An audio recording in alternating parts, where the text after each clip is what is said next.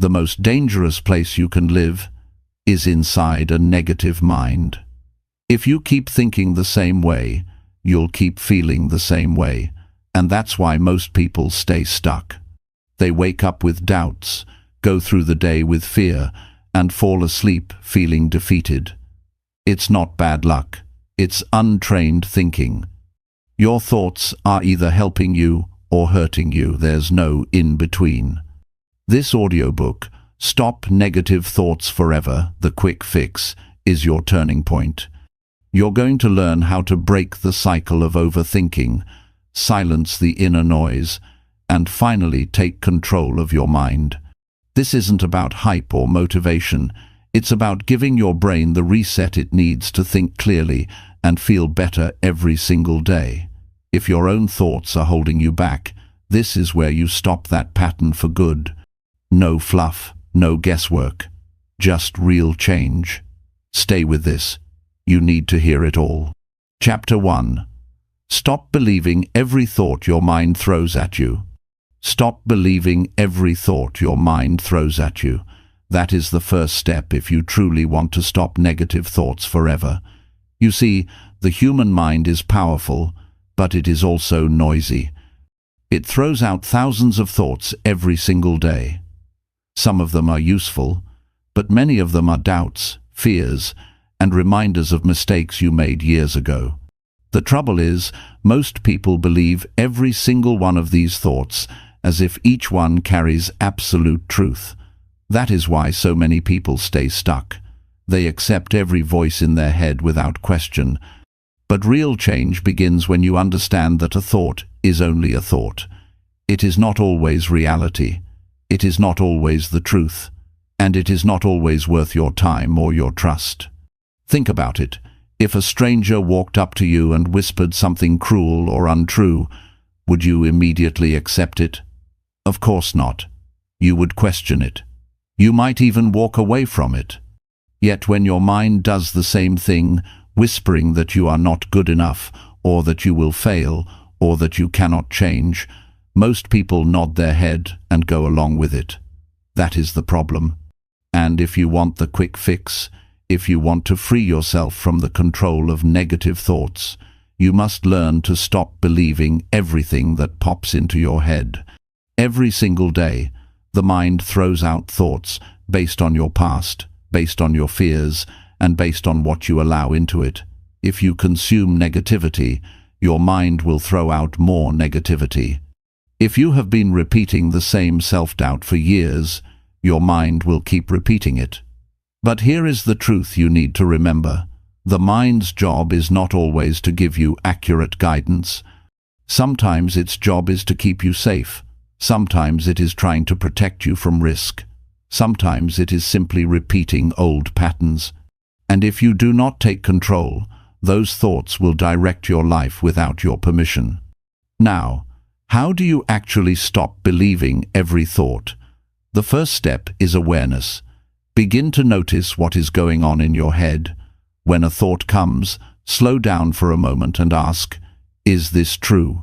Does this thought help me grow, or does it push me down? Too many people live on autopilot, believing every idea that crosses their mind. But once you start questioning, you take back the power. You begin to separate yourself from the endless noise of your thoughts. The second step is to treat thoughts like suggestions, not commands. If you have a thought that says you are not capable, recognize it as a suggestion, not a fact. If you have a thought that says you will fail, see it as an opinion, not a prophecy. The difference is powerful. When you treat your thoughts as suggestions, you can choose which ones to follow.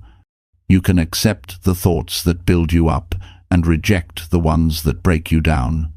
The third step is to create new thoughts on purpose. If your mind throws out a negative one, counter it with a positive one. For example, if you catch yourself thinking, I always fail, stop and say, I am learning and I can improve. If the thought is, I'm not smart enough, replace it with, I can grow smarter every day. This is not about pretending. It is about reminding yourself that you are not a prisoner of whatever your mind throws at you. I know some people will say, "But Jim, the thoughts feel so real." Yes, they feel real because they come with emotions. The body reacts. You feel tight in your chest when you think you are not enough. You feel anxious when you think about failing. You feel tired when you think life is too hard. But remember, feelings are triggered by thoughts. If you change the thought, you change the feeling. This is why you must stop believing every thought. Because not every thought deserves to shape your emotions or your actions. Let me give you a clear example. Imagine you have a big goal, starting a business, improving your health, or speaking in front of others. The moment you think about it, a thought might pop up. You're not ready. If you believe it, you feel fear, you hesitate, you give up. But if you say, "That's just a thought, not the truth," and replace it with, "I can prepare and take one step today," suddenly your emotion shifts, your action changes, and your life moves forward. This is the power of refusing to believe every thought. Now, many people ask, how do I know which thoughts to trust? Here is the simple test. Trust the thoughts that move you closer to your goals, closer to your values, closer to the person you want to become. Reject the thoughts that keep you stuck in fear, regret, or doubt. It is that simple. You know deep down which thoughts serve you and which ones keep you trapped. Another key step is to change what you feed your mind. Negative thoughts do not come from nowhere. They grow from what you watch, what you listen to, and who you spend time with. If you fill your day with constant negativity, your mind will reflect it back to you. But if you fill your mind with learning, with positive voices, and with inspiring people, your thoughts will begin to change. The mind can only throw at you what you give it. So, make the choice to feed it better. It is also important to write your thoughts down. When you see them on paper, you can analyze them more clearly. You might write, "I can't succeed." Then look at it and ask, is this always true? Is there evidence against it? What would happen if I acted anyway? Writing creates distance. It shows you that a thought is just a sentence, not a reality. That simple step can break the grip of negativity. You must also understand the cost of believing every thought. Think about how many dreams have died because someone believed the thought that they were not good enough. Think about how many opportunities were lost because someone believed the thought that they might fail. Think about how many relationships were destroyed because someone believed the thought that they were unworthy of love. The cost is enormous. But the fix begins right here, with you, deciding that you will no longer believe every random thought that comes into your mind. And let me tell you, once you practice this, your life begins to change quickly. You will still have negative thoughts, but they will not control you. They will appear, and you will see them for what they are: just noise, just old programming, just passing signals. And you will have the power to choose differently. You will notice yourself feeling calmer, more confident, and more in control. But it takes practice. You cannot do this once and expect your life to change forever. This is daily work. Every day, your mind will throw thousands of thoughts at you. Your job is to filter them. Your job is to take responsibility for which ones you accept. Your job is to remind yourself, not every thought is worth my trust. So, here is what I encourage you to do. Today, pay attention. Notice when a thought comes that makes you feel weak, afraid, or unworthy. Pause. Question it. Ask, do I want to believe this? Does this move me forward? If the answer is no, release it. Then replace it with something that builds you. This is the quick fix. It is not about stopping all thoughts. It is about learning to choose the ones that deserve to stay. And when you do this long enough, your mind learns. It learns that you will no longer fall for every negative voice. It learns that you are in charge, and soon the negative thoughts lose their power. They show up less often, and when they do, they pass quickly. You have trained your mind to work for you, not against you. This is the first key to stopping negative thoughts forever. Stop believing every thought your mind throws at you. Take back the power. Take back the control.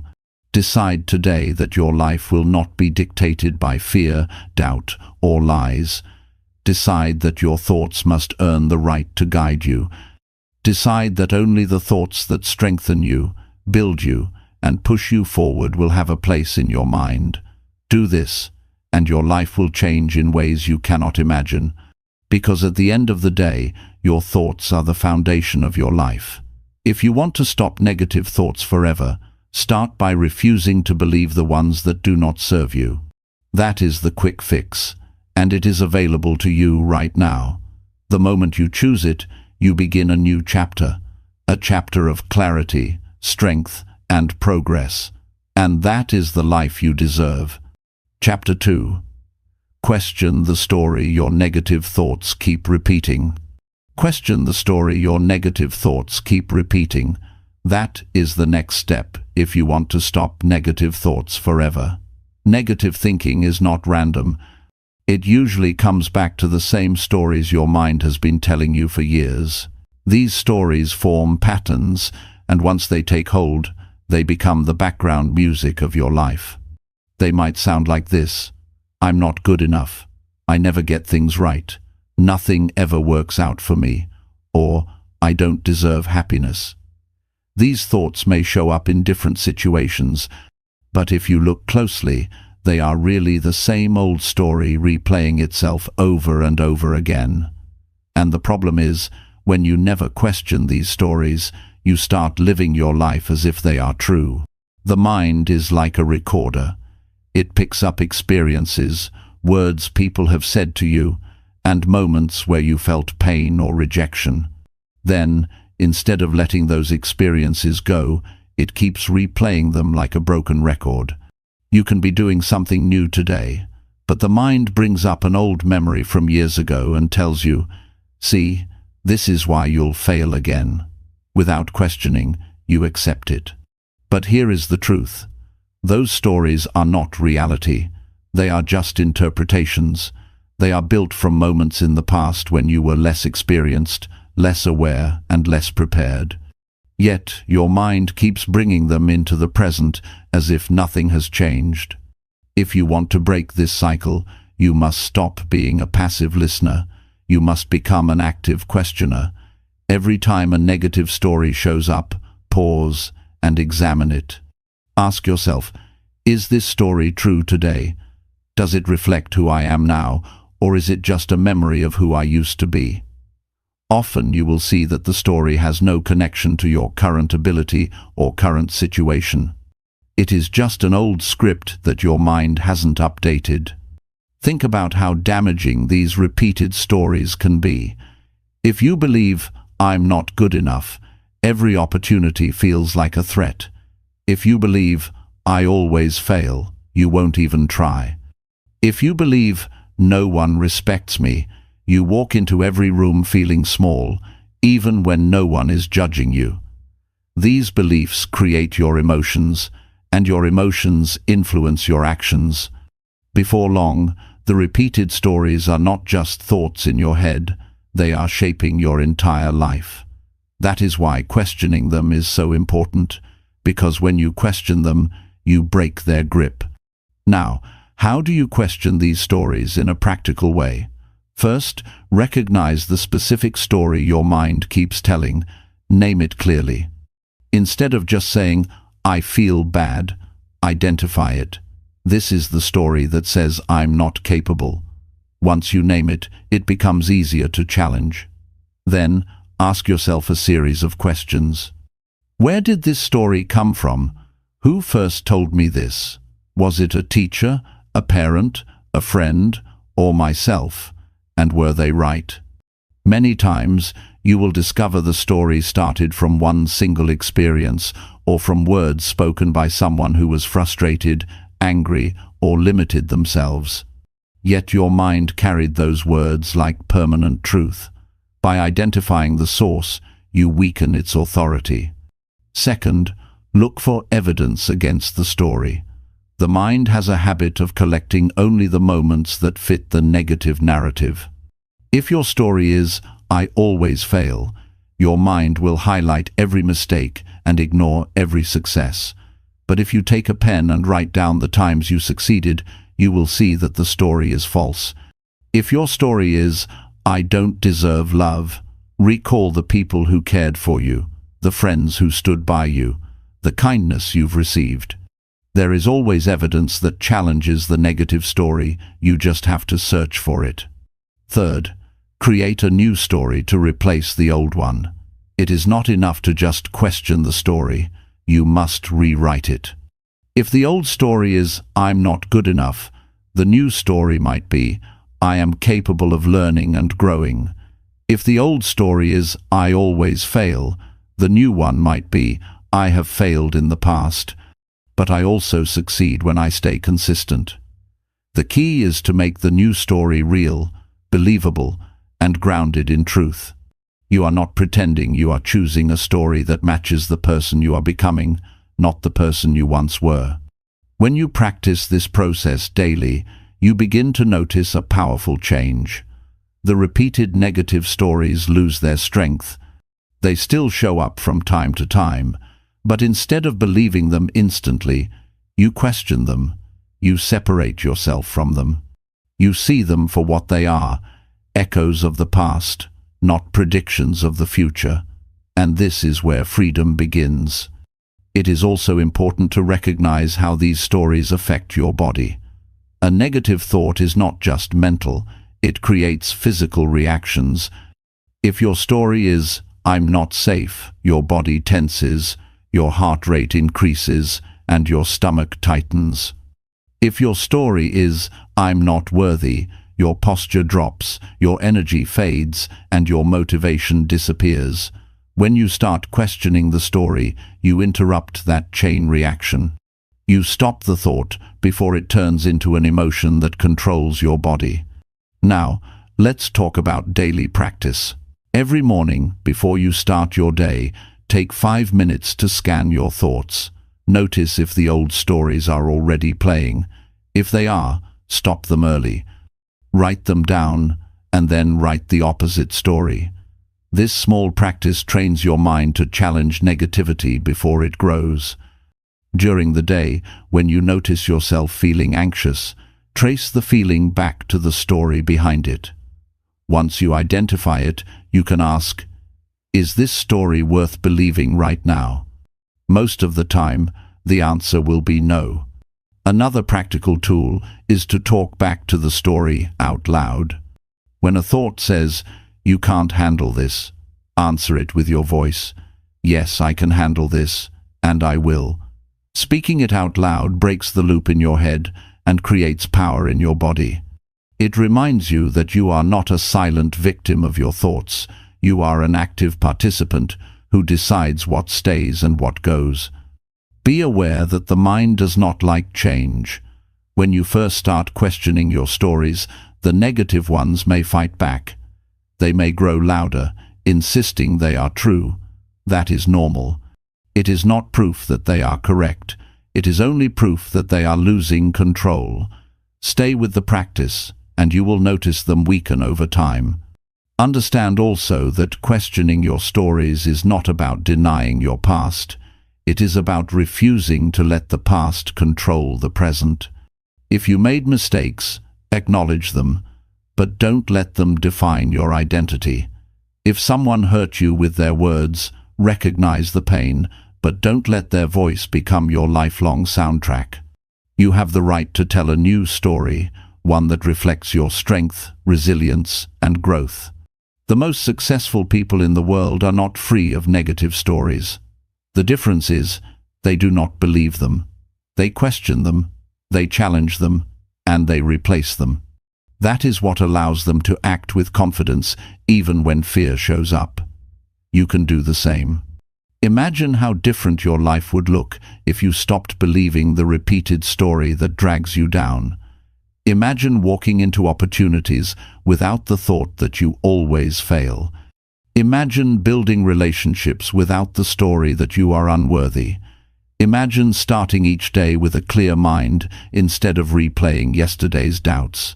That is what happens when you question the story. So the work is simple, but it is not easy. Pay attention. Identify the repeated stories. Question their origin. Challenge them with evidence.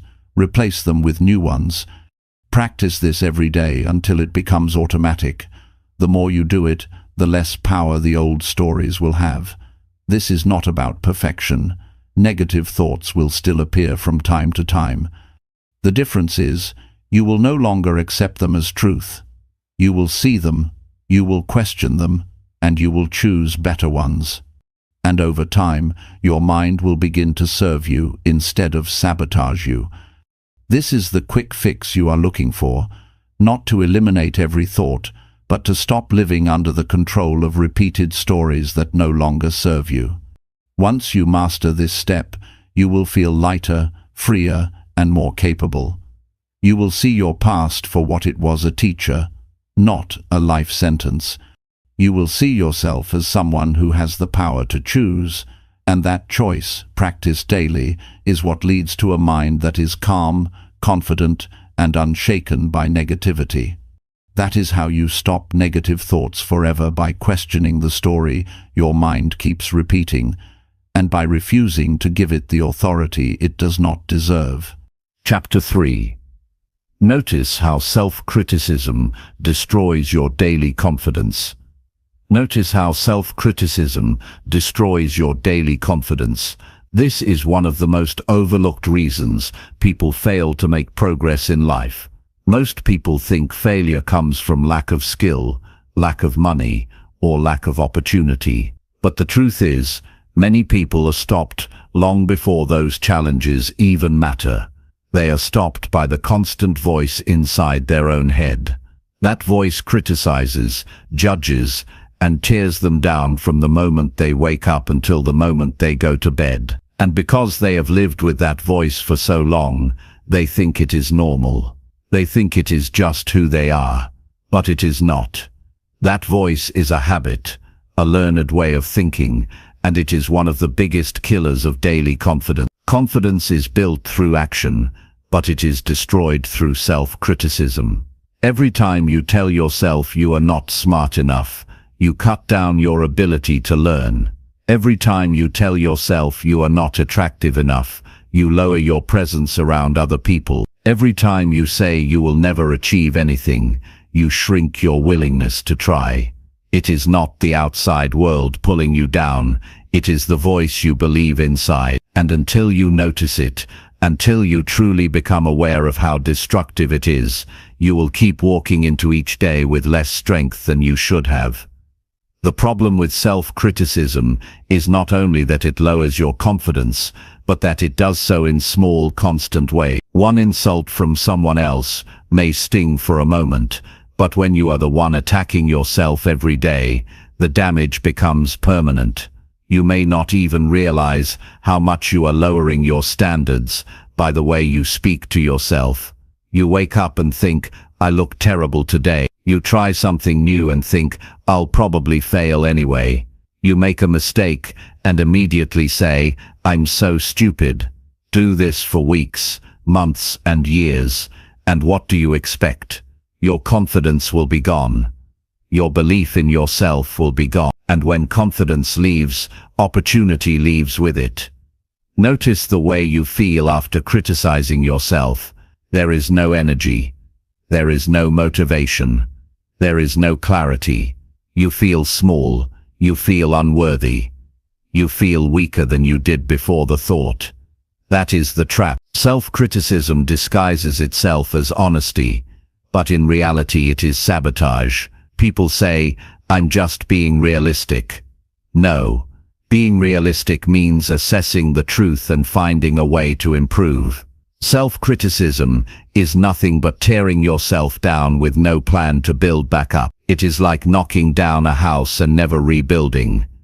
If you want to stop negative thoughts forever, you must stop feeding this inner critic. And the first step is awareness.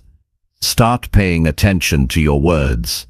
Pay attention to the thoughts you have after you make a mistake. Pay attention to the things you tell yourself when you look in the mirror. Do not let those moments pass unnoticed, because the more you notice them, the more power you have to change them. The second step is separating who you are from what you do. Self-criticism often turns actions into identity. For example, if you forget something, you say, "I'm stupid," instead of, "I made a mistake." If you fail at a task, you say, "I'm a failure," instead of, "That attempt didn't work." Do you see the difference? One destroys your identity, the other corrects your behavior. When you tie your worth to every action, you destroy your confidence.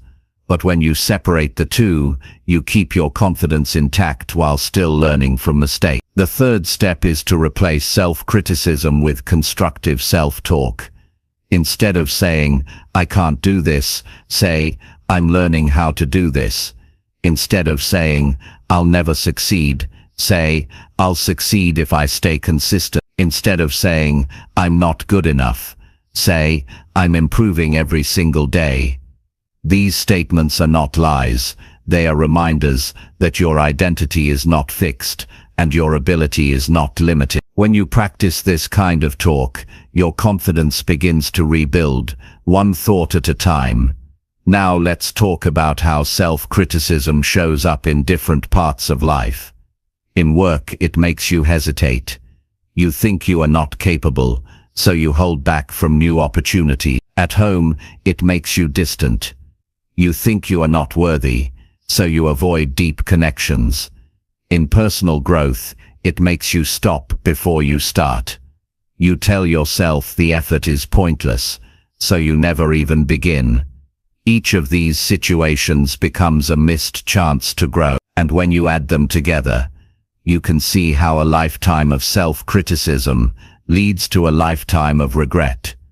It is also important to understand where this inner critic came from. Many times, it is not originally your voice. It may be the voice of a parent who always pointed out your flaws, or a teacher who told you you would never succeed, or a friend who mocked you. Over time, you repeated their words to yourself so often that they became your own. But once you realize the source, you can take back ownership. You can say, "That was their opinion, not my truth." By separating their voice from your own, you weaken the critic's hold on your mind. Another powerful exercise is to imagine how you would speak to a friend. If your friend failed, would you tell them they are worthless? If your friend made a mistake, would you call them stupid? Of course not. You would encourage them, remind them of their strengths, and help them improve. So why treat yourself worse than you would treat anyone else? Confidence grows when you give yourself the same kindness and patience you offer to others. You must also recognize the false belief that self-criticism leads to improvement. Many people think being hard on themselves makes them stronger, but in reality, it weakens them. Think about it. If every time you try something new, you immediately attack yourself for not being perfect, how long will you keep trying? Not long. Improvement comes from effort and patience, not from constant punishment. Confidence grows when you give yourself permission to be human, to make mistakes, and to keep moving forward without tearing yourself apart. Daily confidence is fragile. It must be protected. And the fastest way to destroy it is to let self-criticism run wild. You cannot let your mind bully you and expect to live with strength. You cannot attack yourself in private and expect to shine in public. You cannot build a powerful life while carrying a weak opinion of yourself. Confidence must be built every day by choosing your words carefully, by treating your words carefully, by treating yourself with respect, and by noticing when self-criticism tries to sneak in. Practical steps matter here. Start a journal of self-talk. Write down the common criticisms you give yourself. Then next to each one, write a replacement. If your criticism is "I'll never finish anything," write the opposite. "I finish tasks when I stay disciplined." If your criticism is "I'm unattractive," write "I can take care of my body and present myself with pride." This process turns vague feelings into clear thoughts, and clear thoughts can be changed. Also, set daily reminders to speak kindly to yourself. Place a note on your mirror that says "Talk to yourself with respect." Put a reminder in your phone that says "Build confidence, don't destroy it." These little cues interrupt old habits and build new ones. Another strategy is to measure progress instead of perfection. Self-criticism thrives on impossible standards. You expect yourself to never make mistakes, to always succeed, to never feel weak. But that is not realistic. Measure your growth instead. Did you improve compared to yesterday? Did you take one step forward? Did you show courage in one small way? These are the victories that build confidence and silence self-criticism. The truth is, confidence does not come from outside approval. It comes from the way you speak to yourself every single day. If you fill your mind with judgment, your confidence will vanish. If you fill it with encouragement, your confidence will rise. This is not motivational fluff. It is psychology. The brain responds to repeated input. Whatever message you repeat it will believe. If you repeat self-criticism, it will believe you are weak. If you repeat encouragement, it will believe you are strong. That is why what you say to yourself matters more than anything else. Take a moment to imagine living one full day without self-criticism. Imagine waking up and not attacking yourself in the mirror. Imagine working without doubting your ability. Imagine ending the day without replaying every mistake. How much lighter would you feel? How much more energy would you have? How much more would you try? That is the life you can build when you decide to stop destroying your confidence. It will not happen overnight, but it will happen with daily practice. Every time you catch yourself criticizing, pause, replace it, redirect it, refuse to let it continue. At first it may feel strange. You may even resist it, because the habit is so deep. But keep going. Over time you will notice the critic growing quieter and your confidence growing stronger.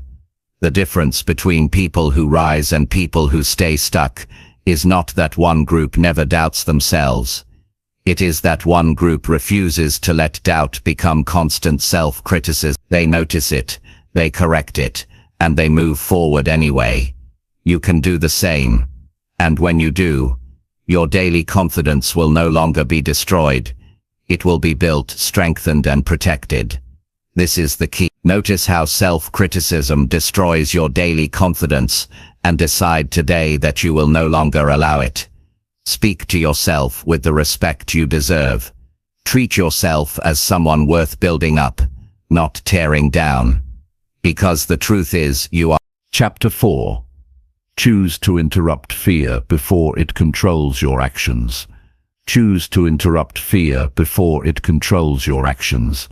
That choice will change the entire direction of your life. Fear is one of the strongest forces inside the human mind.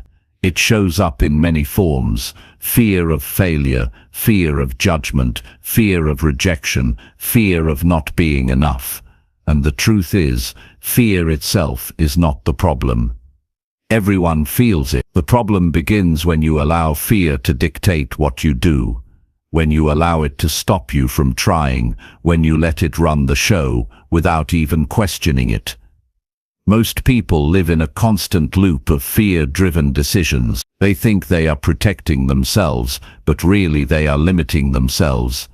Think of how often fear has held you back. You wanted to speak up in a meeting, but the thought of being judged made you stay quiet. You wanted to start a project, but the thought of failing made you postpone it. You wanted to ask for an opportunity, but the thought of rejection kept you silent. At the end of the day, it is not the world that blocked you. It was fear that convinced you to sit down instead of stand up. That is why you must learn to interrupt fear the very moment it appears, before it takes control and makes the decision for you. Fear works fast. It does not give you time to reflect. The moment you think about doing something important, fear jumps in with a list of reasons you should not. It tells you that you are not ready, that people will laugh, that you are too weak, that you will fail again. If you do not interrupt it right away, those thoughts grow louder. They create tension in your body. Your heart races, your breathing shortens, your stomach tightens, and before you know it, you back away from the action you are about to take. This is how fear steals your life, one choice at a time. So how do you interrupt fear before it takes over? The first step is awareness. You must learn to recognize the signs early. When fear shows up, it usually comes with a physical signal. Maybe your chest tightens, or your palms sweat, or your mind races. Instead of ignoring these signals, use them as reminders. The moment you feel them, pause and say, "This is fear trying to take over." By naming it, you create space between yourself and the feeling. You are no longer blindly following it, you are observing it. The second step is to ask yourself a direct question. What will happen if I let fear control me right now? Most of the time the answer is simple. You will stay in the same place, you will miss the chance, you will continue to live small.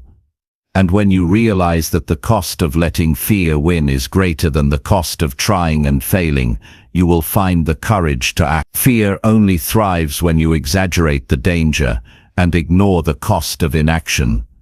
The third step is to move forward while fear is still present. Too many people wait for fear to disappear before taking action. But waiting is a trap. Fear only disappears after action, not before it. The moment you act, the grip of fear loosens. The moment you take one step, the voice of fear begins to fade. That is why the most important decision is not to eliminate fear, but to act before it takes control. Confidence does not come from avoiding fear. Confidence comes from proving to yourself that fear does not have the final say. Each time you interrupt it and move forward anyway, you build a stronger belief in yourself. That belief grows into courage, and that courage becomes your foundation. Soon you begin to see fear not as a wall but as a signal that you are moving in the right direction. Practical tools can help you in the moment. One is to take control of your breathing. When fear appears, your breathing becomes shallow and fast. Slow it down. Inhale deeply, exhale slowly. This simple act calms your body and interrupts the automatic reaction of fear. Another tool is to count down from 5 and move. Do not give fear time to build. 5, 4, 3, 2, 1, then act. This breaks the habit of hesitation, which is where fear gains its strength. Another strategy is to focus on what you can control. Fear thrives on uncertainty. It exaggerates everything that could go wrong. But if you bring your mind back to what you can do right now, fear loses its power. For example, instead of worrying about the entire project, focus on finishing the first step. Instead of fearing rejection, focus on delivering your best effort. Instead of fearing failure, focus on learning something useful in the process. When you narrow your focus, fear cannot overwhelm you with endless what-ifs. You must also challenge the lies fear tells. Fear is not always based on truth. It often creates stories far worse than reality. It tells you people will reject you when in fact, many will support you. It tells you failure will ruin you, when in fact failure often teaches you. It tells you the pain will last forever, when in reality it will pass. When you interrupt these lies with evidence from your own life, fear loses credibility. Think back to times you were afraid but still acted. Did it destroy you? No. You survived, you learned, you grew. That evidence is proof that fear is not a reliable guide. Over time you will notice a pattern. The things you feared the most rarely turned out as bad as you imagined.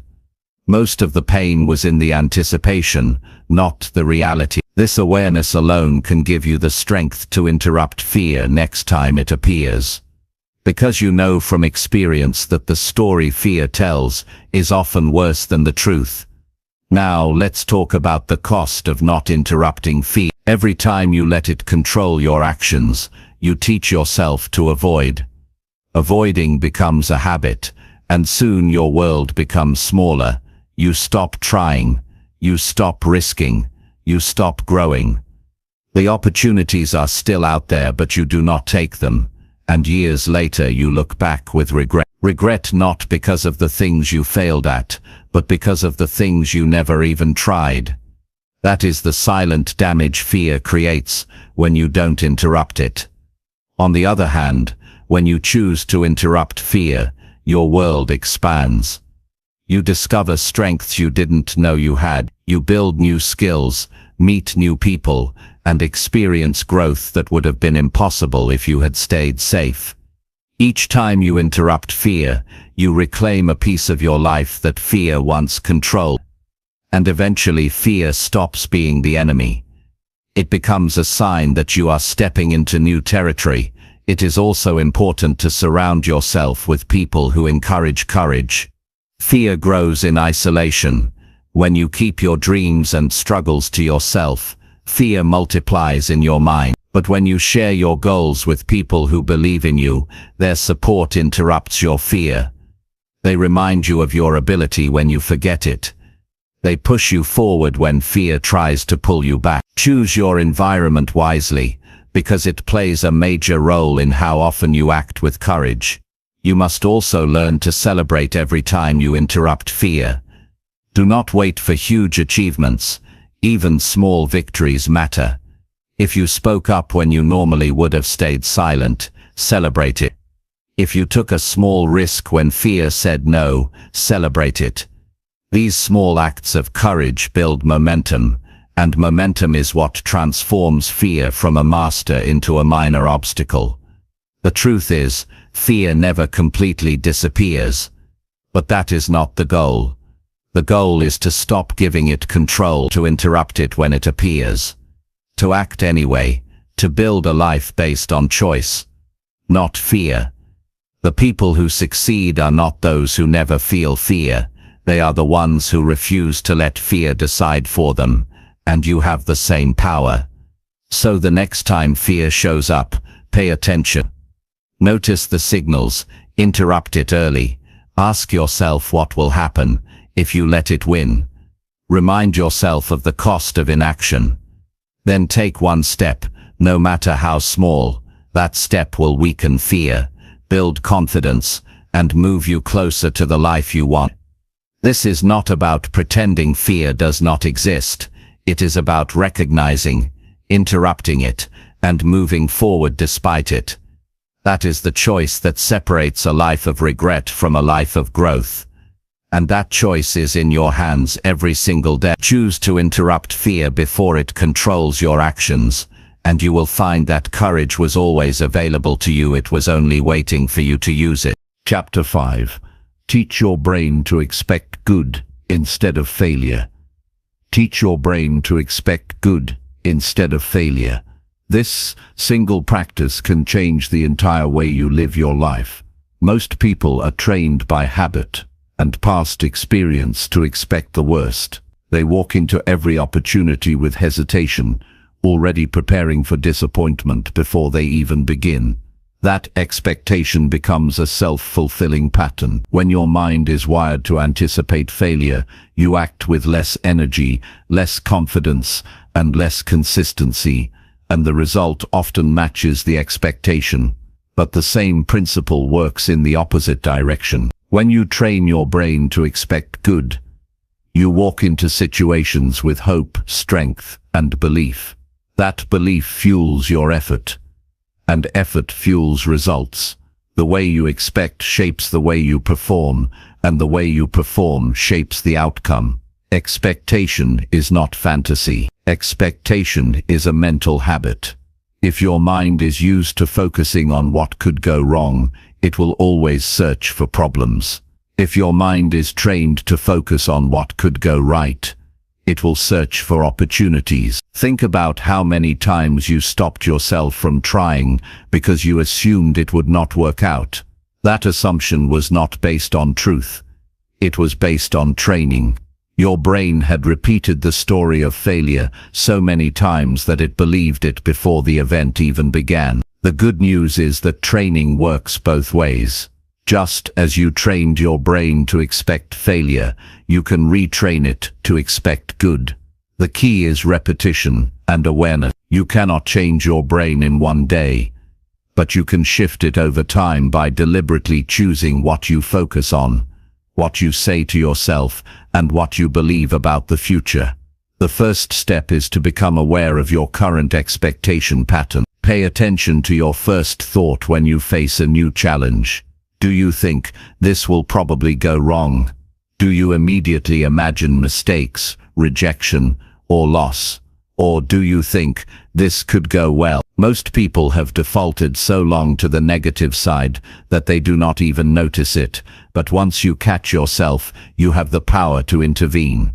The second step is to redirect those thoughts. When you notice yourself expecting failure, stop and ask, what if it goes right?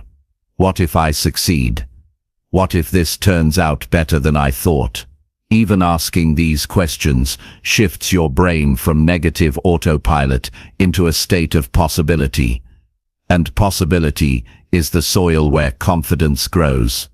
The third step is to feed your brain daily examples of good outcomes. If your focus is always on problems, train it to focus on progress. At the end of each day, write down 3 things that went well. They don't have to be big. Maybe you had a productive hour. Maybe you kept a promise to yourself. Maybe you handled a challenge with patience. These small wins teach your brain that good is happening every day. Over time, your mind begins to expect more of it. Another practice is visualization. Spend a few minutes each morning imagining your day going well. Picture yourself handling challenges with calm. Picture yourself completing tasks. Picture yourself enjoying moments of connection and success. The brain responds to repeated images as if they are real experiences. By showing it pictures of good outcomes, you build a mental library that reshapes your expectation. It is also important to watch your language. Words are signals to the brain.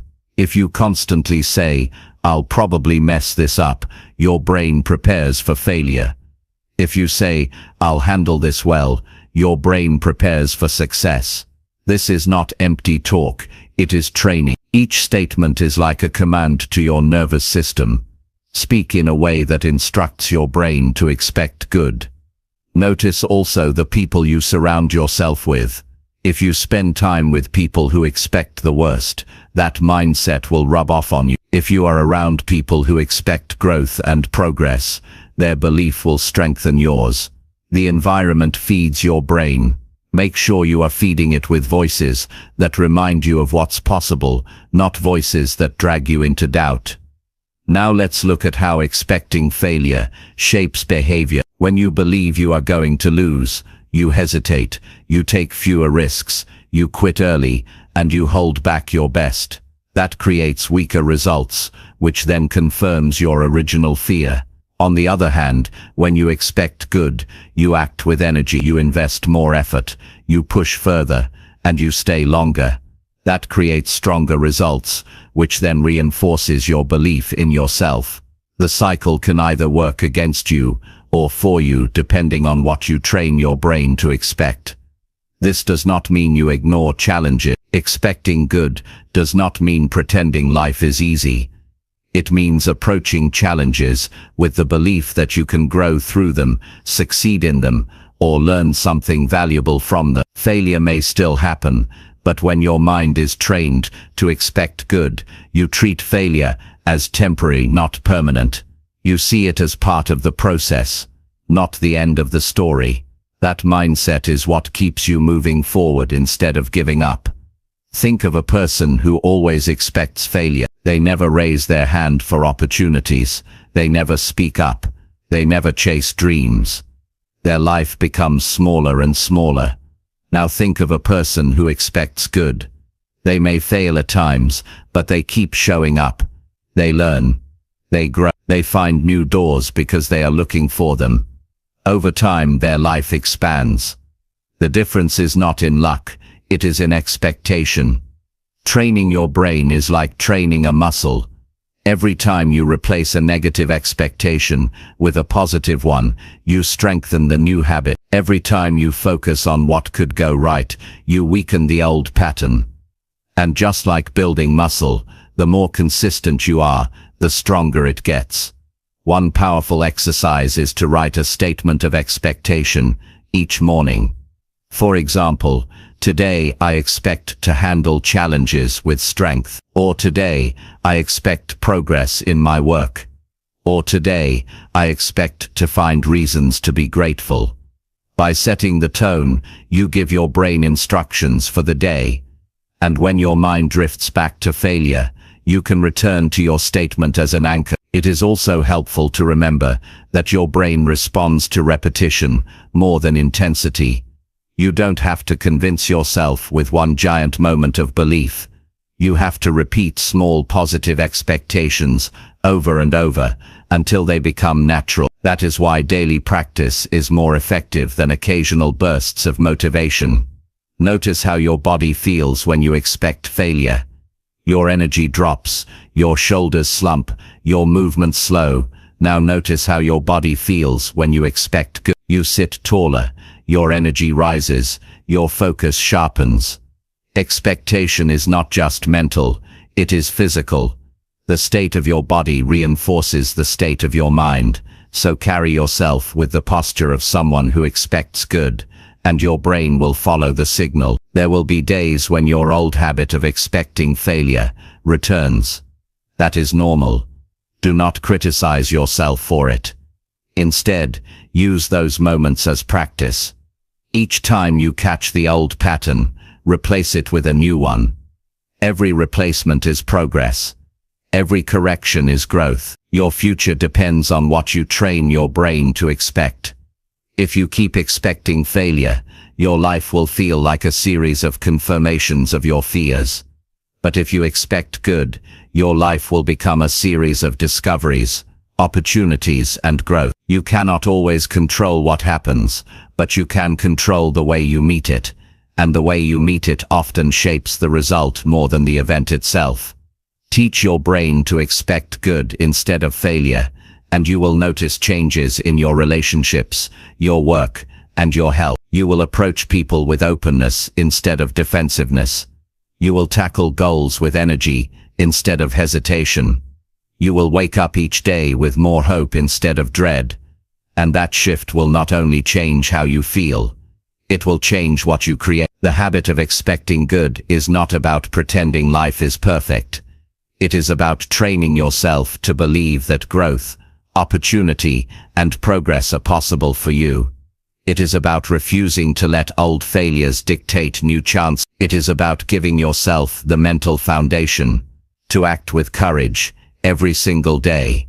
Once you teach your brain this habit, failure may still show up, but it will not own you.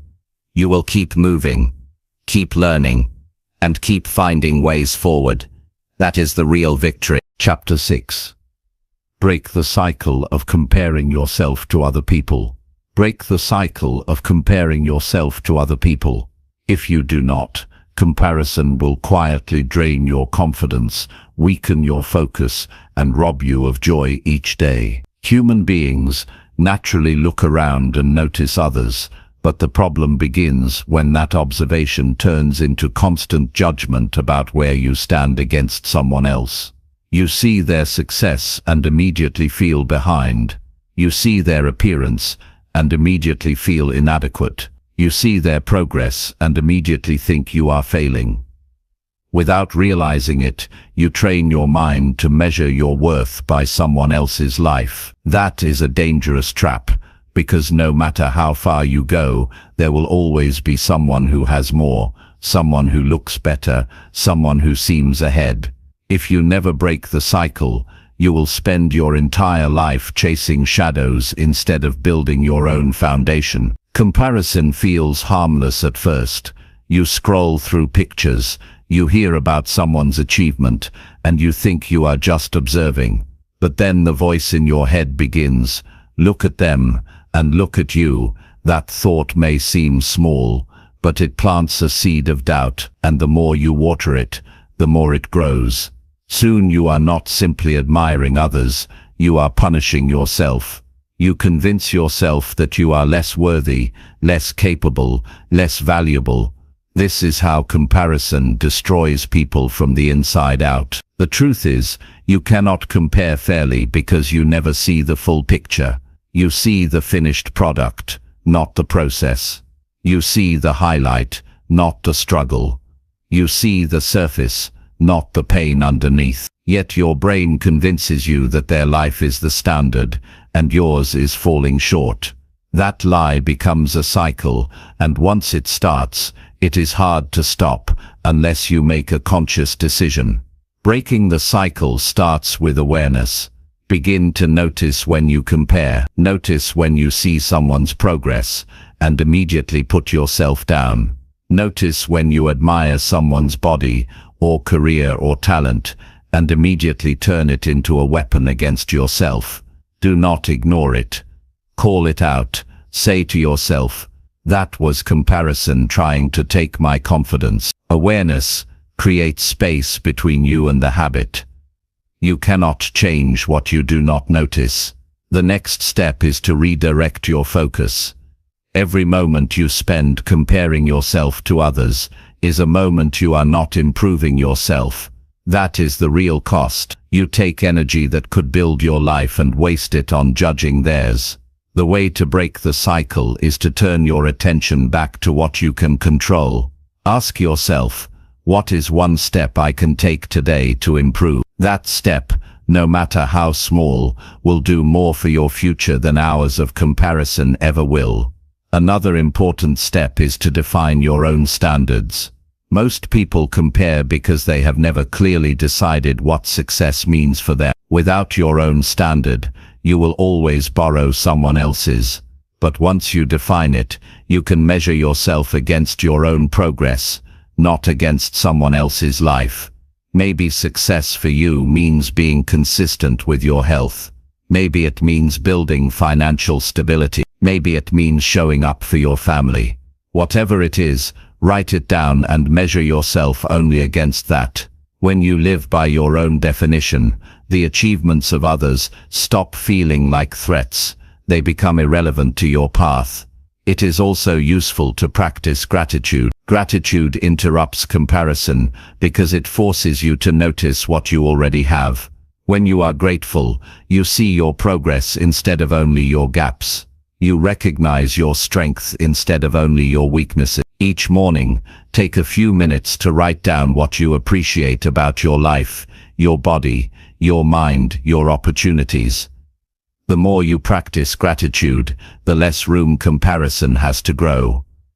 Be careful with your environment. If you constantly surround yourself with images, conversations, and situations that trigger comparison, you make the cycle harder to break. For example, endless scrolling on social media almost guarantees you will compare. Limiting that habit gives you space to focus on yourself. Choose environments where growth is encouraged, where people share progress honestly, not just perfection. The healthier your environment, the less fuel comparison has to thrive. You should also practice celebrating others without tearing yourself down. This is a difficult skill, but it is powerful. When someone succeeds, acknowledge it. Congratulate them. Celebrate what they accomplished. But remind yourself their win does not mean your loss. Their path is different from yours. Their timeline is not your timeline. By practicing genuine celebration, you train your mind to see others as inspiration, not as competition. Another strategy is to track your own growth. Keep a record of your achievements, no matter how small. Write down what you've learned, what you've overcome, what you've accomplished. When you start feeling behind, look back at that list. It will remind you how far you've come. Progress is not always obvious day to day, but when you see it written out, you realize you are moving forward. That realization is enough to stop comparison in its track. You must also understand the psychology of comparison. The brain naturally seeks reference points. It wants to know if you are safe, if you are doing well, if you belong. In the past, this helped people survive by fitting into groups. But today, with constant exposure to millions of lives through media, the brain is overloaded. It compares you not just to a small group, but to an endless pool of curated images and stories. That is why comparison feels heavier now than ever before. Recognize that this is not your fault. It is a natural brain response. But also recognize that you are not a slave to it. You can choose to redirect the habit with awareness and practice. Think about what happens when you stop comparing. You free your mind. You free your time. You free your energy. You begin to focus entirely on your own growth. You stop wasting hours worrying about what others are doing, and you start building your own foundation. This shift creates momentum. The more you focus on yourself, the more progress you make. The more progress you make, the less tempted you are to compare. It becomes a new cycle, the cycle of growth instead of the cycle of comparison. Breaking the cycle also requires patience. This habit has been with you for years, maybe decades. It will not disappear in one day, but every time you catch it, challenge it, and replace it, you weaken it. Over time, the comparisons will come less often, and when they do, they will not hit as hard. Instead of believing them, you will dismiss them. That is progress, and progress is the goal. Ask yourself this: what has comparison ever given you? Has it made you happier? Has it made you stronger? Has it made you move forward? The answer is no. It has only made you feel behind, inadequate, and weak. So why give it more of your life? Why give it more of your attention? You owe yourself better. You owe yourself focus, growth, and peace. And you can only have those things when you step out of the comparison trap. The reality is that your life is yours alone. No one else can live it. No one else has your exact combination of strength, experiences, and challenges. Comparing your path to someone else's is like comparing different journeys that start in different places and lead to different destinations. It makes no sense. What makes sense is building your own road, step by step, with your own vision in mind. So the next time you notice yourself comparing, pause. Remind yourself that this habit destroys confidence. Remind yourself that the only person worth comparing to is the version of yourself from yesterday. Then choose to take one small action that improves your own life. That action will do more for your confidence than any comparison ever could. In the end, breaking the cycle of comparison is not about ignoring others. It is about giving yourself permission to focus fully on your own growth. It is about reclaiming the time and energy that comparison has been stealing from you. It is about realizing that your worth has nothing to do with anyone else's progress. It is about finally believing that you are enough as you are, while still working to become better every day. When you live this way, you stop looking sideways and start looking forward. And forward is the only direction that leads to progress. Chapter 7. Calm your mind by facing one problem at once. Calm your mind by facing one problem at once. This is one of the most powerful ways to stop negative thoughts from taking over your life. The mind can only handle so much at a time, but most people forget this. They carry 10 problems in their head all at once, replaying them over and over, and then wonder why they feel overwhelmed, anxious, and exhausted. Your brain was not built to solve everything at the same moment. It was built to handle one issue clearly, then move to the next. When you force it to carry the weight of many problems at the same time, you create unnecessary suffering. You begin to imagine worst-case scenarios, and instead of finding answers, you lose focus. Think about what happens when you try to solve everything at once. You wake up already thinking about bills, relationships, work, health, and personal goals. Before you even take your first step out of bed, your energy is gone. You are not solving problems, you are drowning in them. You cannot think clearly because your attention is scattered, and the more scattered your attention becomes, the more negative thoughts take control. But if you take one problem at a time, you break that cycle. You give your mind the gift of clarity. You lower the noise, and you create space to think clearly and act effectively. This is not about ignoring problems. It is about organizing them. Imagine you walk into a messy room. Clothes are everywhere. Dishes are stacked. Papers are spread out. If you try to clean the entire mess in one instant, you will feel paralyzed. But if you choose one corner and start there, step by step the room transforms. The same principle works with your mind. Choose one issue, face it fully, then move to the next. Slowly but surely, the weight begins to lift. Most people don't realize how much stress comes from trying to juggle too many problems at once. The human brain is not a machine that can run multiple solutions simultaneously. It switches from one task to another, losing energy each time. That switching creates mental fatigue, and fatigue feeds negativity.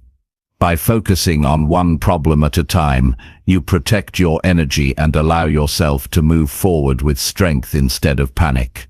So how do you practice this? The first step is to list out your problems, write them down, take them out of your head, and put them on paper.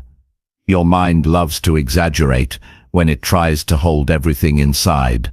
But once you see the problems written out, you realize they are not as endless as they felt. You might have 5 or 10, but they are now visible and separate. This alone brings calmness, because the unknown becomes known. The second step is to prioritize. Not all problems are equal. Some require immediate attention, while others can wait. When you try to give them all the same weight, you create chaos. Decide what needs to be handled first. Put the rest aside for later. This is not avoidance, it is strategy. It gives you permission to focus deeply without feeling guilty about what is waiting. The third step is to fully commit to the problem in front of you. Don't half solve it while thinking about 5 other issues. That only weakens your effort. Give it your full attention.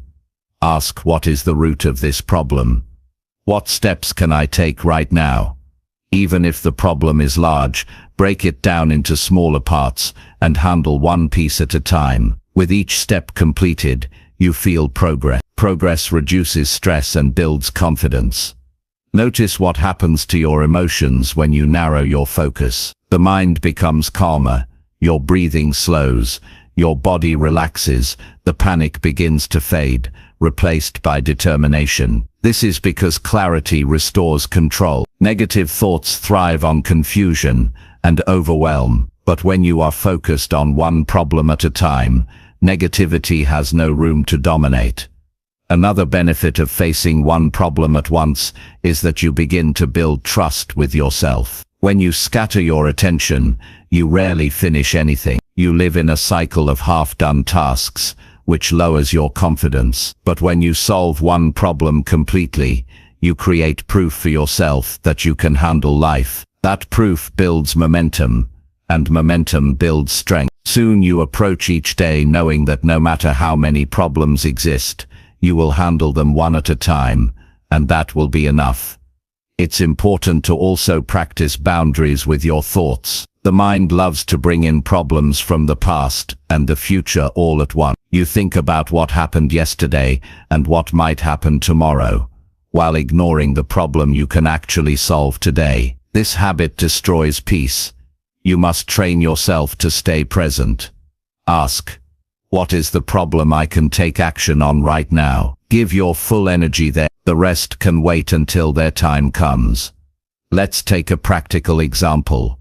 Imagine you are worried about your finances, your health, and a conflict with a friend. If you try to think about all three at once, your mind spins. You feel paralyzed, and nothing improves. But if you choose to first look at your finances and create a small plan, maybe making a budget or paying one bill, you finish that step. Then when it's time, you move to your health. Perhaps you schedule a checkup or commit to walking for 30 minutes. After that, you address the conflict by writing a message to your friend. In one day you've made progress on 3 issues, because you faced them one at a time. If you had tried to solve them all in your head at once, you would have ended the day exhausted with nothing completed. Calming your mind this way also improves your relationships. When you are caught in many problems at once, you bring that stress into your interactions. You snap at people, you withdraw, or you appear distracted. But when your mind is calm because you are focusing on one issue at a time, you show up more present, patient, and clear. This strengthens your connections and creates more support around you. Another key point is that solving one problem at once creates better quality solutions. When you are scattered, you make quick, shallow decisions. You choose out of panic instead of clarity. But when you give full focus, you think deeper, explore more options, and choose better actions. That quality leads to long-term improvements instead of temporary fixes. This practice also helps you protect your health. Constant stress from multiple problems creates physical strain. Your sleep suffers, your energy drops, your immune system weakens. But when you discipline your mind to face issues one by one, your body has space to recover. You breathe deeper, you rest better, and you move through life with more balance. A calm mind supports a healthy body. The habit of calming your mind by focusing on one problem at once is not just about handling challenges. It is about building a way of life. Each time you choose clarity over chaos, you reinforce the belief that you can handle whatever comes. You stop letting problems control your emotions and start using your focus to control the problem. This shift transforms not just how you solve issues, but how you feel about yourself every single day. Imagine waking up tomorrow with the confidence that no matter how many issues exist, you will not drown in them. You will choose one, face it, and move forward. That mindset eliminates panic and replaces it with steady progress. That is the power of this practice.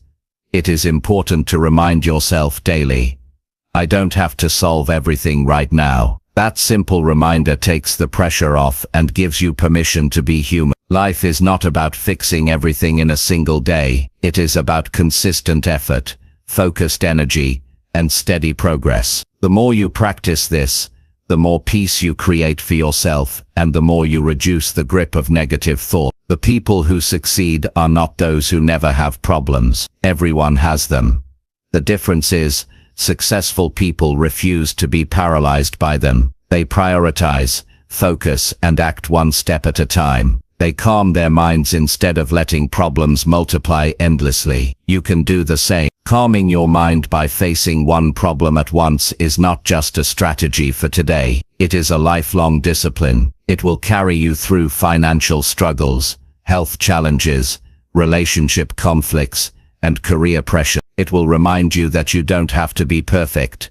You only have to be consistent. It will remind you that no problem is too big when you break it into pieces. And it will remind you that your mind is strongest when it is calm, not when it is overwhelmed.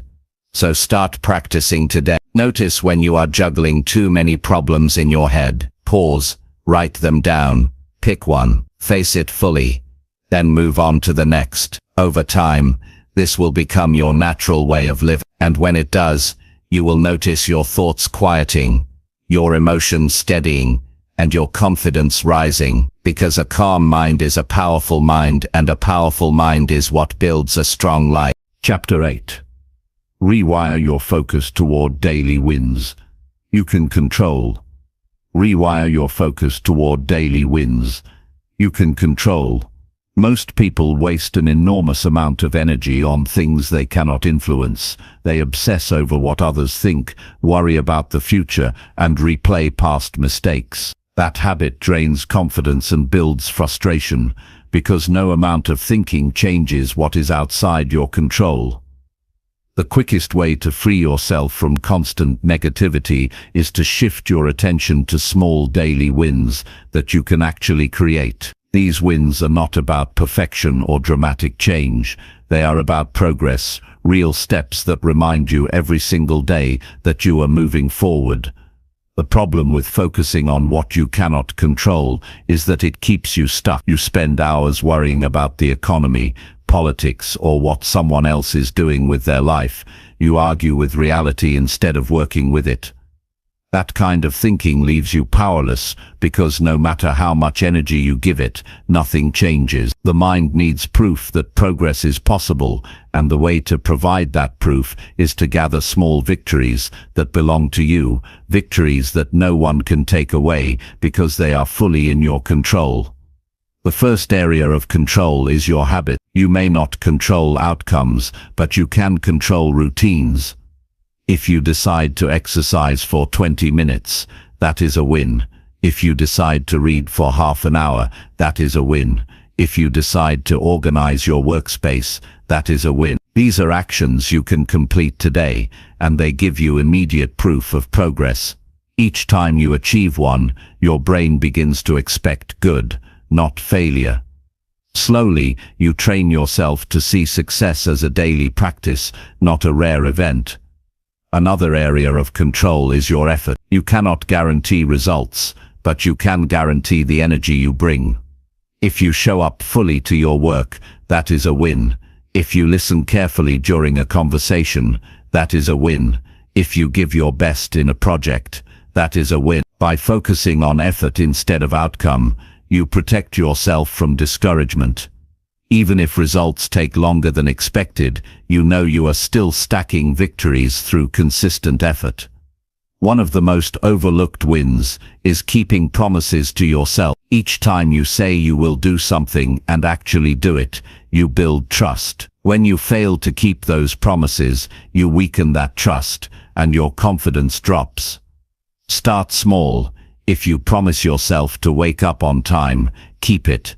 If you promise yourself to write one page, keep it. These small acts build a powerful identity. You become someone who does what they say. That identity rewires your brain toward consistency, which is the foundation of long-term confidence. Daily wins also come from managing your reaction. You may not control what happens around you, but you control how you respond. If someone speaks negatively and you remain calm instead of exploding, that is a win. If a challenge shows up and you look for solutions instead of complaints, that is a win. These are victories of discipline and mindset, and they count just as much as external achievements. In fact, they often matter more because they shape your character. To rewire your focus, you must track your wins. The brain is biased toward negativity. It remembers failures and forgets successes. By writing down your wins each day, you give your brain evidence that progress is real. This practice rewires your perspective. Instead of ending the day thinking about what went wrong, you end the day reminded of what went right. Over time, this record becomes a source of motivation. On difficult days, you can look back and see proof that you are not standing still, you are moving forward. Another way to strengthen this practice is to set up your mornings for win. Begin each day with one small task that you can finish quickly. It might be making your bed, preparing a healthy breakfast, or planning your top 3 priorities. Starting with a win creates momentum. That momentum carries into bigger tasks, and by the time challenges arrive, you already have proof that you are capable.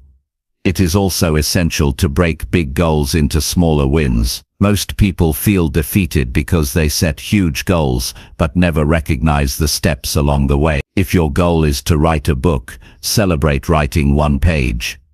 If your goal is to lose weight, celebrate completing one workout.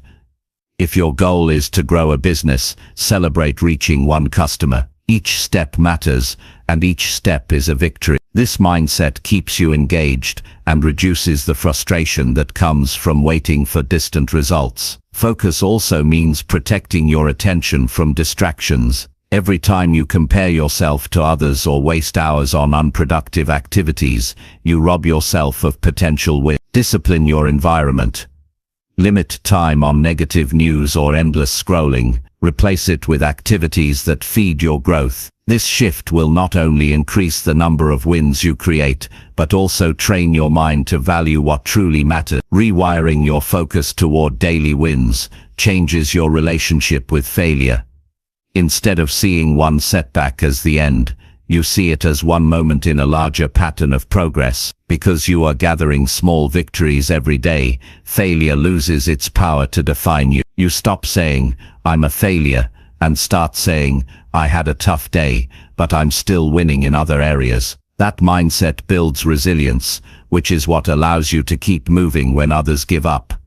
Consider how this approach changes your emotion. When your focus is scattered on everything beyond your control, you feel anxious and powerless. But when your focus is on daily wins within your control, you feel grounded and capable. This emotional stability reduces stress, sharpens focus, and improves decision-making. A calm, confident mind is the natural result of consistent small victories. The practice of daily wins also changes how you see time. Many people think progress requires giant leaps, but the truth is that progress is built in small steps accumulated over weeks and months. By focusing on today's wins, you stop feeling pressured by the weight of the future. You no longer live in the anxiety of how will I ever get there. Instead, you live in the clarity of what can I do now. This shift reduces overwhelm and creates steady progress. The real challenge is discipline. It is easy to slip back into old habits, worrying about others, focusing on uncontrollable events, or waiting for perfect conditions. But each time you catch yourself and redirect your focus toward what you can control, you strengthen the new pattern. Repetition rewires the brain. With enough repetition, expecting daily wins becomes automatic, and negativity loses its grip. Imagine living a year with this mindset. Every day you collect wins. Some days are bigger, some are smaller, but they all count. At the end of the year, you look back and realize you've stacked hundreds of victories. That evidence changes the way you see yourself. You no longer identify as someone who struggles endlessly. You identify as someone who grows consistently. That identity is what transforms your life permanently. This shift is not reserved for a few. It is available to anyone willing to practice. No matter where you start, you can begin today. Focus on what you can control. Create one win. Write it down. Repeat tomorrow. Keep going. Over time, this practice will become a part of who you are. You will stop chasing approval and start building confidence from within. You will stop drowning in negativity and start creating momentum. Rewiring your focus toward daily wins you can control is the foundation of lasting growth. It builds confidence, reduces anxiety, and strengthens discipline. It reminds you every single day that progress is possible, and when you live with that reminder, negativity no longer dominates your mind. You walk through life with more hope, more strength, and more clarity, knowing that each day you are moving forward in ways that belong entirely to you. Chapter 9. Cut off the habits that keep your stress alive. Stress does not just appear out of nowhere. Most of the time, it is fueled by the patterns you repeat daily without noticing. The way you think, the way you behave, the way you use your time, and the way you respond to life all create either peace or pressure. Many people believe stress is only caused by external situations like work, money, or relationships, but the truth is, it is often maintained by the choices you make every single day. If you want to stop living under constant pressure, you must identify and cut off the habits that keep stress alive in your mind and body. One of the strongest habits that fuels stress is overcommitment. People say yes to everything because they are afraid of disappointing others. They overload their schedule until they cannot breathe, then wonder why they feel trapped. Every time you take on more than you can handle, you are adding unnecessary weight. The cure is not always working harder, but learning to say no when your plate is already full. Saying no to excess is saying yes to sanity. You cannot live with calmness if your calendar is running your life instead of you running it. Another habit that keeps stress alive is procrastination. When you delay tasks that need attention, they do not disappear. They sit in the back of your mind, piling up and whispering that you are falling behind. The more you delay, the louder the pressure becomes. You may distract yourself temporarily, but the unfinished work is still waiting. The solution is to act quickly on small tasks and break large tasks into manageable steps. Each completion reduces stress because your brain sees progress instead of a growing mountain. Neglecting your body is also a stress-feeding habit. Skipping sleep, eating poorly, and avoiding movement all make your system weaker. A tired body creates a restless mind. You cannot expect to feel calm when your body is running on empty. Fueling yourself properly is not just about health, it is about mental clarity. Sleep, nutrition, and exercise are not luxuries, they are tools to keep stress levels under control. Another hidden habit that creates stress is constant comparison. When you measure yourself against others, you create pressure that doesn't belong to you. You start competing with timelines, appearances, and achievements that have nothing to do with your own journey. This comparison fuels anxiety because no matter how much you achieve, there is always someone else doing more. Cutting this habit means bringing your attention back to your own lane. Focus on your growth, not someone else's pace. Many people also keep stress alive by feeding their minds with negativity. Endless news, toxic conversations, and destructive entertainment create mental overload. The brain absorbs everything you consume. If you constantly feed it with stories of chaos, it will reflect chaos back into your thoughts. Protecting your mental diet is as important as protecting your physical diet. Choose inputs that calm you, inspire you, and help you grow. Stress reduces when you stop fueling it with outside poison. Perfectionism is another major source of stress. The habit of needing everything to be flawless keeps you in constant tension. You delay finishing tasks because you are afraid of mistakes.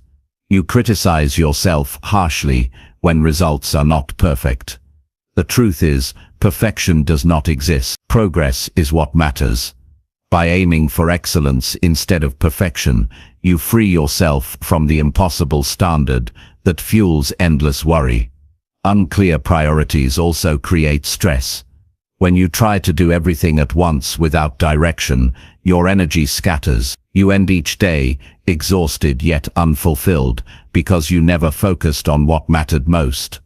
A simple habit of setting daily priorities cuts stress dramatically. Choose the top 3 things that move your life forward and give them your best. Clarity reduces overwhelm, and focus turns chaos into calmness. Another habit that quietly builds stress is avoiding difficult conversations. You hold in feelings, avoid conflicts, and keep silent about issues that need addressing. But silence does not resolve anything. It only extends the tension. The more you avoid, the heavier it becomes. Facing conversations directly, with honesty and calmness, clears the air and removes stress from your mind. Unspoken problems create pressure.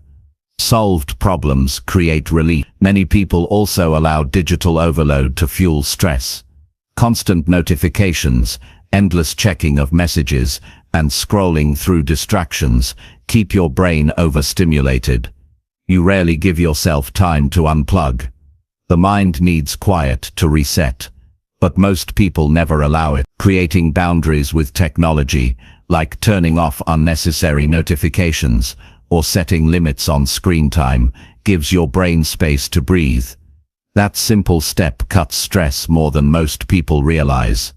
Holding on to the past is another destructive habit. Regret, guilt and resentment replay, like old tapes, keeping your mind stuck.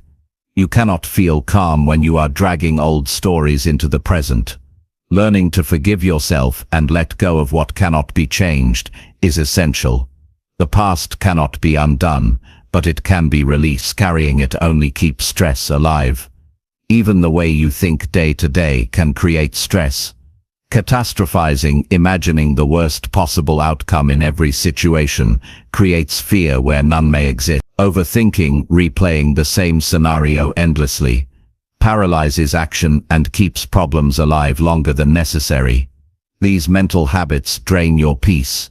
The solution is to catch them, question them, and redirect your mind to practical steps you can take now. Cutting off stress habits does not mean you will never face challenges. It means you stop adding unnecessary weight to the load.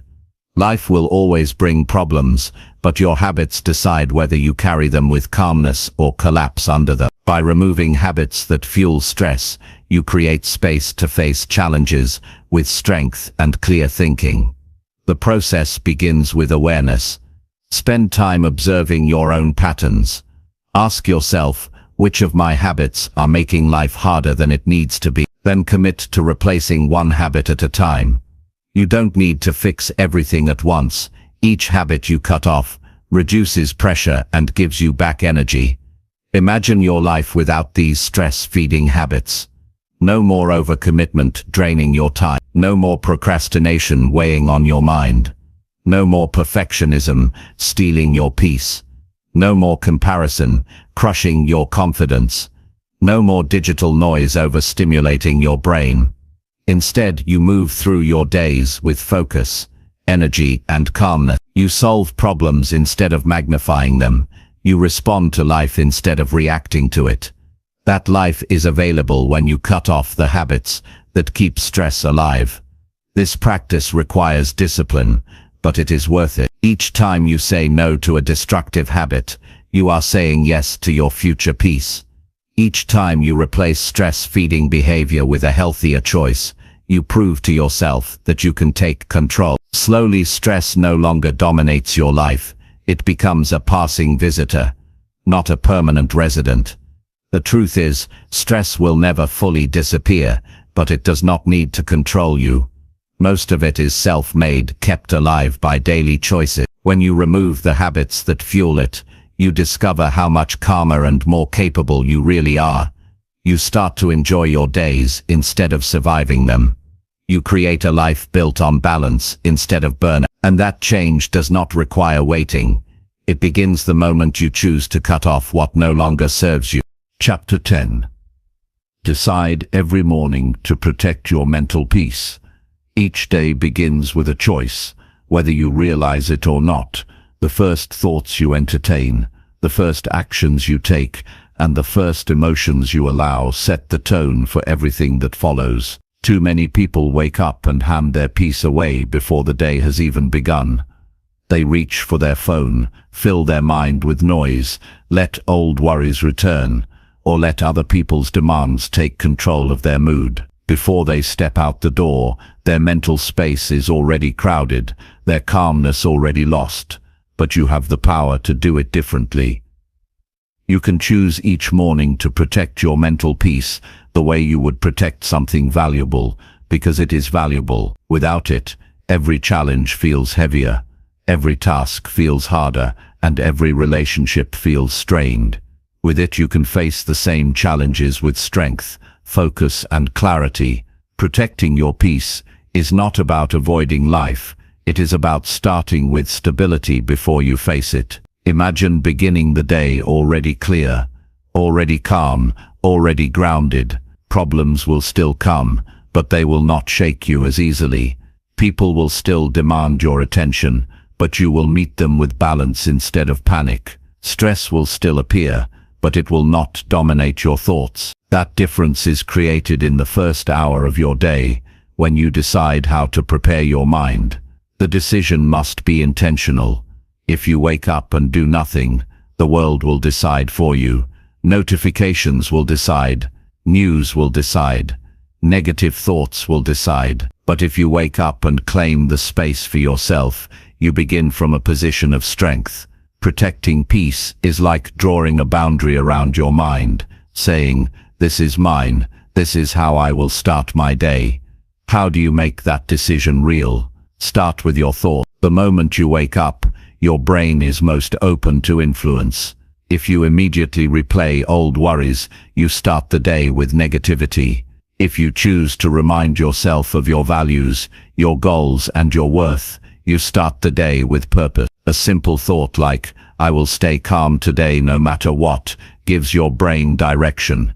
It is not magic, it is training. Your thoughts shape the lens through which you view everything. Begin with thoughts that protect peace instead of destroy it. The next part is your environment. What you allow in first thing in the morning matters. If the first thing you do is scroll through negative news or compare yourself to people online, you are weakening your peace before the day even begins. Replace that with something constructive. Read a page from a book that uplifts you. Write down 3 things you are grateful for. Sit in silence for a few minutes and breathe deeply. These choices may seem small, but they send a strong signal to your mind. Peace comes first. Your actions also matter. Movement clears stress from the body. A short walk, stretching or exercise resets your system and prepares your mind. Food fuels your brain, so choose what gives you energy instead of draining it. These are not just physical acts, they are statements. They say, "I value my well-being enough to take care of it before the world asks for my attention." That message protects your peace by showing your mind that you are in charge, not circumstances. Another powerful practice is setting intention. Instead of letting the day unfold randomly, decide in advance how you will show up. For example, today I will stay patient in conversations, or today I will focus on solutions instead of complaints, or today I will keep my mind calm even when challenges appear. These intentions act as guardrails. When the day tries to pull you off track, your mind remembers the choice you made in the morning. It gives you a standard to return to, instead of being tossed around by every situation. Protecting peace also requires boundaries with people. Some individuals bring negativity, drama, or unnecessary stress. You cannot always avoid them, but you can decide how much space they will occupy in your mind. If you start the day with clarity, you are less likely to let their energy control you. You remind yourself, their behavior is theirs, my peace is mine. That separation allows you to stay grounded even in the middle of conflict. Another habit that strengthens morning peace is reflection. Take a few minutes to ask yourself what truly matters today. Most of the time, the things that stress us are not the things that matter most. By identifying your priorities early, you avoid wasting energy on distractions. When your mind is focused on what counts, small irritations cannot disturb your peace as easily. The way you speak to yourself each morning is also crucial. Harsh self-talk destroys peace before the day starts. Telling yourself you are already behind, already failing, or already unworthy sets a negative tone. Replace it with empowering language. Remind yourself of your strength, your progress, and your ability to improve. This does not mean ignoring reality. It means choosing words that strengthen instead of weaken. The way you speak to yourself is the atmosphere you create in your own mind. Choose words that create calmness and confidence. The decision to protect peace must be renewed daily.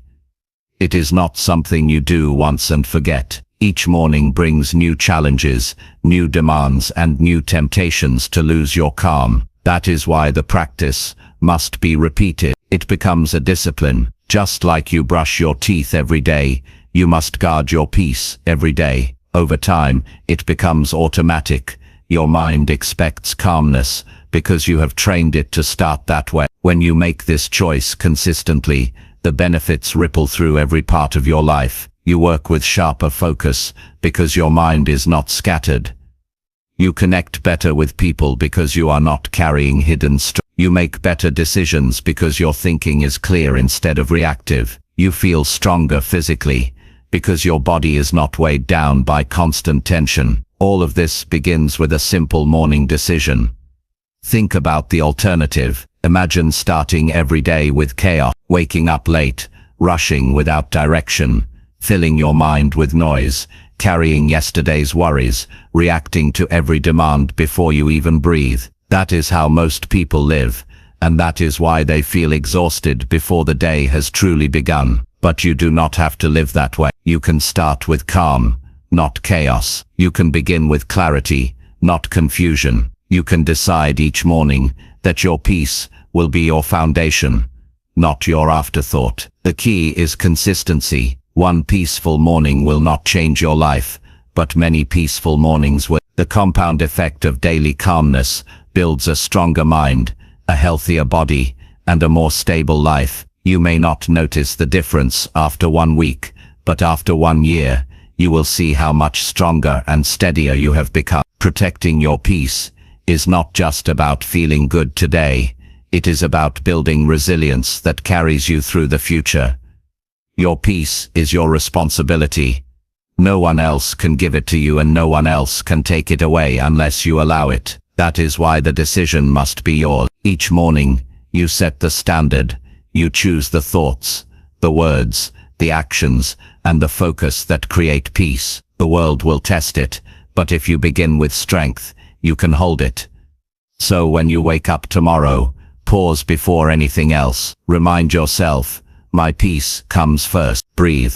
Choose what to feed your mind. Choose what to feed your body. Choose the words you will carry into the day. Make these choices deliberately, because they will shape everything that follows. If you guard your peace at the start, you will carry it through the rest of the day. Deciding every morning to protect your mental peace is one of the most powerful commitments you can make to yourself. It transforms how you feel, how you act, and how you live. It gives you strength to face challenges without falling apart, and clarity to see opportunities without being blinded by stress. This is not theory, it is practice. Start each day with peace as your first priority, and you will discover how much calmer, stronger, and more capable your life becomes.